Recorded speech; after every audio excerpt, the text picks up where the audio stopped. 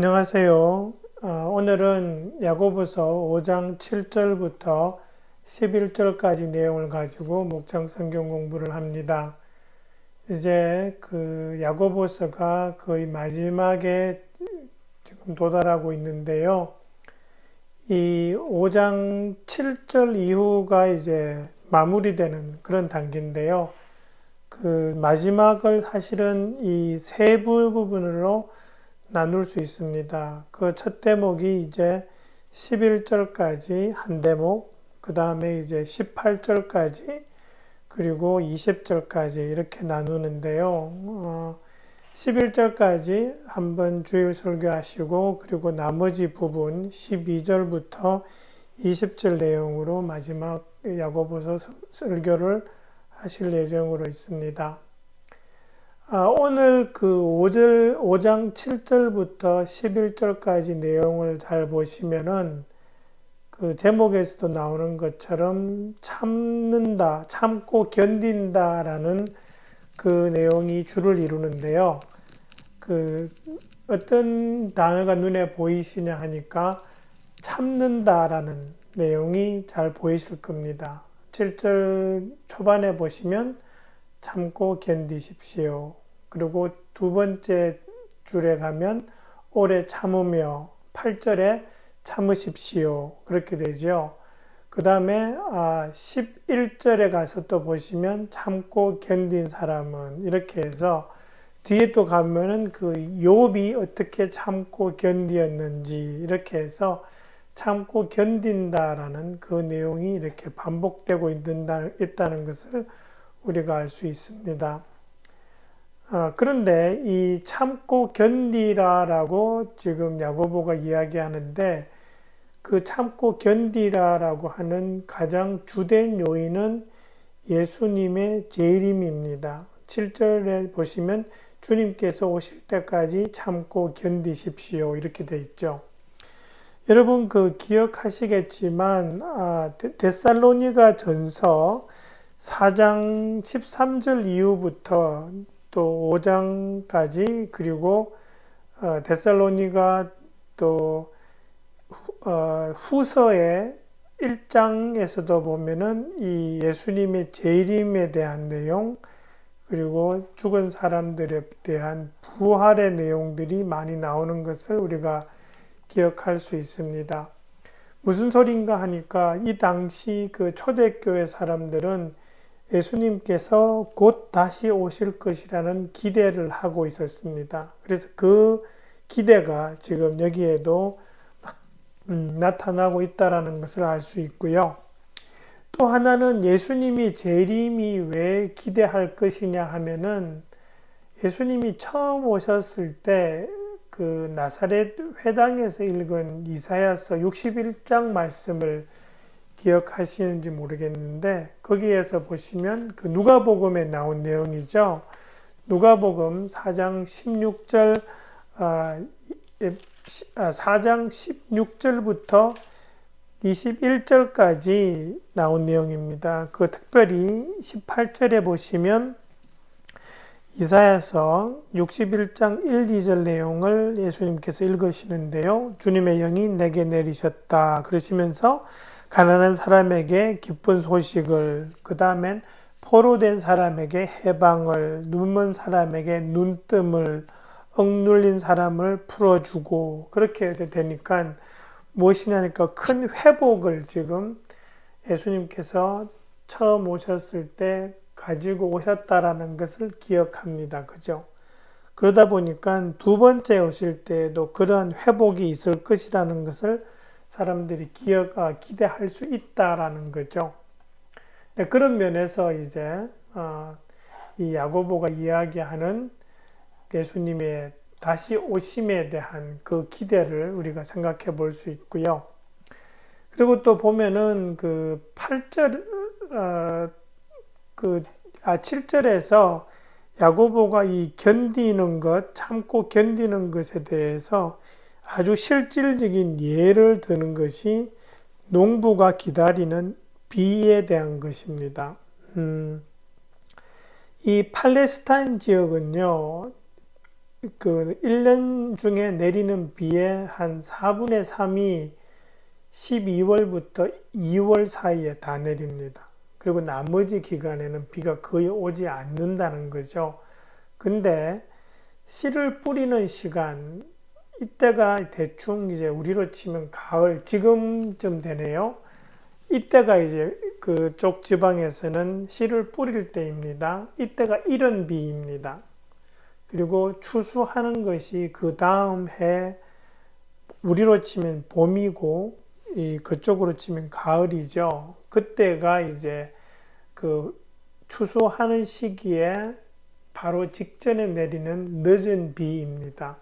그 이른 비, 그러니까 씨 뿌릴 때에 오는 비, 그리고 추수하기 직전에 내리는 그 비가 수확을 결정하죠. 그래서 농부들이 그 이른 비와 늦은 비를 기다립니다. 그 기다림에 지금 야고보가 비유를 하고 있는 것입니다. 그죠? 그런 시기에 비가 오기를 간절히 기다리는 농부의 마음처럼 예수님께서 다시 오시기를 기다리는 그 마음이, 그런 기다림이 필요하다라는 그런 말씀을 하고 있습니다. 그 다음에 보시면은 8절에서 마음을 굳게 하십시오라고 그렇게 되어 있죠. 그죠? 이것은 그 7절하고 이렇게 연관시켜 보면은 이해가 좀 쉬운데요. 사실은 농부는 이 비가 오기를 기다리기는 하지만 비가 오게 할 수는 없습니다. 그죠? 그래서 비가 오는 것은 하나님께서 내려주시는 건데, 내가 할 수 있는 것은 아무것도 없는 것 같지만 실제로는 있다라는 거죠. 비가 오면 그 비를 가지고 농사가 잘 되기 위해서 미리미리 준비해 놓는 그것은 가능하죠. 그죠? 그러니까 농부들이 마냥 기다리고만 있는 것은 아닙니다. 그죠? 비가 오면은 그 비를 가지고 뿌린 씨가 잘 자라도록 하고, 그 다음에 수확이 잘 되도록 할 모든 준비를 다 마쳐 놓는 거죠. 그렇게 준비하면서 농부는 기다립니다. 그리고 이 야고보가 하는 말도 그 말입니다. 예수님이 다시 오실 시기를 우리들이 바꿀 수는 없다. 그죠? 그 시기를 당길 수는 없지만 그때까지는 우리가 믿음을 굳게 하면서 참고 준비되고 그렇게 기다릴 수는 있다라는 것, 그 말을 지금 마음을 굳게 한다, 또 주님 오실 때가 가깝다라는 그 말로 지금 표현하고 있는 겁니다. 그 다음에 또 보시면은 9절에 가서 형제 자매 여러분 심판을 받지 않으려거든 서로 원망하지 마십시오 이렇게 나오죠. 이 내용은요 다시 좀 돌아보면 지금 5장 내용 말고 3장과 4장에 나온 내용하고 연결해서 이야기해 볼 수 있습니다. 3장에서는 말의 실수가 없게 하라. 그리고 4장으로 넘어오면서 4장 뒷부분에 가서 4장 11절에 서로 헐뜯지 마십시오. 그렇게 하면서 율법을 헐뜯고 이게 형제 자매를 헐뜯거나 심판하는 사람은 율법을 헐뜯고 율법을 심판하는 사람입니다 하면서 그대가 율법을 심판하면 그대는 율법을 행하는 사람이 아니라 율법을 심판하는 사람입니다. 그렇게 이야기하고 있거든요. 그러니까 앞부분에서 이야기하는 것은 말에 실수가 없게 하라, 원망하거나 남을 저주하거나 하는 그런 말 하지 말라는 거죠. 그 뒤로 가면은 또 장사꾼들, 또 5장의 처음에는 부자들, 그런 사람들에게 이 지금 편지를 받는 사람들이 핍박을 받았을 수 있죠. 그 핍박을 받은 사람으로서 그들에 대해서 저주하고 원망하는 말 하지 말라라는 그 말로 지금 이렇게 해석이 될 수 있습니다. 왜냐하면 예수님이 다시 오실 때에는 심판하러 오십니다. 그죠? 그거에 지금 9절 후반절에 심판하실 분이라는 이 말씀이 다시 오실 재림하시는 예수님을 가르칩니다. 처음에는 오셔서 구세주로 오셨지만 두 번째로 오실 때에는 심판하시는 분으로 오십니다. 그래서 예수님이 심판하러 오실 터인데 우리가 원망하는 말, 악의적인 말을 하면 그 말을 한 사람이 심판이 대상이 될 수 있습니다. 그죠? 그 4장 11절에 하는 말이잖아요. 그러니까 율법을 심판하는 사람이 되어버리죠. 그 사람이. 그렇게 되면은 그 말한 본인이 예수님으로부터 심판을 받을 수 있다라는 거죠. 그러니까 9절에서 심판을 받지 않으려거든 서로 원망하지 마십시오라는 말씀이 나오는 거죠. 그러니까 악의적인 말 하지 말자라는 거죠. 아무리 핍박을 받는 일이 있더라도. 그렇고요. 그 다음에 이제 그 10절에 가면은 형제 자매 여러분, 주님의 이름으로 예언한 예언자들을 고난과 인내의 본보기로 삼으십시오라고 되어 있죠. 이 부분은 사실은 그 구약의 내용을 많이 우리가 읽어보다 보면 그 예언자들이 주로 이야기한 내용이 뭐냐 하니까 너희들 삶을 바꿔라. 그렇지 않으면 너네가 심판을 받을 거다라는 그 말을 하죠. 그러면 그 말들이 이 백성들하고 왕에게 잘 받아들여졌느냐 하니까 대부분 잘 받아들여지지 않았습니다. 그죠? 그러다 보니까 죽은 사람도 있죠. 역대하 24장 그 20절부터 22절에 보시면 스가랴라는 사람이 그 왕한테 죽임을 당하죠. 그런 예가 하나 있을 수 있고요.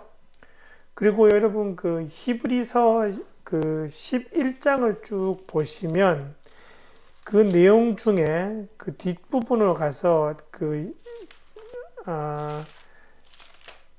11장 36절부터 37절에 나오는 내용 중에요. 그런 말이 있죠. 또 어떤 이들은 조롱을 받기도 하고 채찍으로 맞기도 하고 심지어는 결박당하고 감옥에 갇히기까지 하면서 시련을 겪었습니다. 또 그들은 돌로 맞기도 하고 톱질을 당하기도 하고 칼에 맞아 죽기도 하였습니다. 이 내용 중에 상당 부분은 예언자들에 관한 내용입니다. 이 11장 그 36절, 37절 부분이 그죠? 그러니까 그 예언자들이 이러한 그 고난을 받으면서도 하나님께서 주신 그 말씀을 그대로 전했다라는 것, 그것을 지금 상기시키고 있는 거죠. 그렇게 참고 인내하면서 그런 예를 본받으면서 참고 기다려야 한다라는 그 말씀을 지금 하고 있는 것이죠. 그러면서 11절에 가서 보시면 참고 견딘 사람은 복되다고 우리는 생각합니다. 여러분은 욥이 어떻게 참고 견디었는지를 들었고 또 주님께서 나중에 그에게 어떻게 하셨는지를 알고 있습니다. 라고 하면서 그 욥의 고난과 그의 인내를 지금 언급하고 있습니다. 그죠? 여러분 우리가 그 욥의 고난을 생각할 때 또는 욥의 인내를 생각할 때 하나 기억해야 될 것은 그 사실 욥기를 보면은 한 2장까지 읽고 끝으로 넘어가도 괜찮을 정도로 중간에 나오는 욥과 친구들의 대화는 아주 비슷한 내용들이 계속 반복됩니다. 그죠? 근데 그 내용을 읽어보면 욥의 인내, 욥의 불평 또는 욥의 하나님에 대한 도전과 같은 말들이 중간중간에 등장합니다. 그런데도 보면은 나중에 하나님께서 욥을 크게 꾸짖지 않으십니다. 그러시면서 욥의 친구들을 오히려 나무라시죠. 그리고 욥의 모든 것을 다 회복시켜 주십니다. 왜 그러십니까? 하나님은 욥이 하고 있는 그 많은 불평과 그런 것 가운데에 밑에 쫙 깔려 있는 욥의 하나님에 대한 믿음과 신뢰를 보시는 겁니다. 그죠? 그것. 그러니까 욥이 참고 견디는 그 과정에 있어서 가장 기본적인 것은 욥이 가지고 있던 하나님에 대한 믿음과 신뢰. 그것 때문에 가능했고 그것 때문에 하나님께서 그를 회복시켜 주셨다라는 거죠. 그 욥을 지금 야고보가 언급하고 있는 것은 우리도 인내하고 기다려야 되는데 그냥 기다리는 것이 아니라는 거죠. 무작정 자포자기한 상태로 기다리는 것이 아니라 욥이 가지고 있었던 그러한 믿음과 신뢰를 빌드업하면서 그렇게 기다려야 한다라는 것을 지금 야고보가 말씀하고 있다고 보여집니다. 네, 그래서요, 계속해서 우리가 지금 공부하는 내용들이 짧기 때문에 그렇게 목장 성경 공부가 길어질 것 같지는 않은데요. 여러분께서도 목장 식구들과 함께 한번 읽어보시고 여러분들이 내용을 좀 이해하시고 그리고 중간에 나온 다른 구약 내용까지도 한 번쯤 이렇게 언급하시면서 그렇게 목장 성경 공부해 주시기를 부탁드립니다. 감사합니다. 수고해 주세요.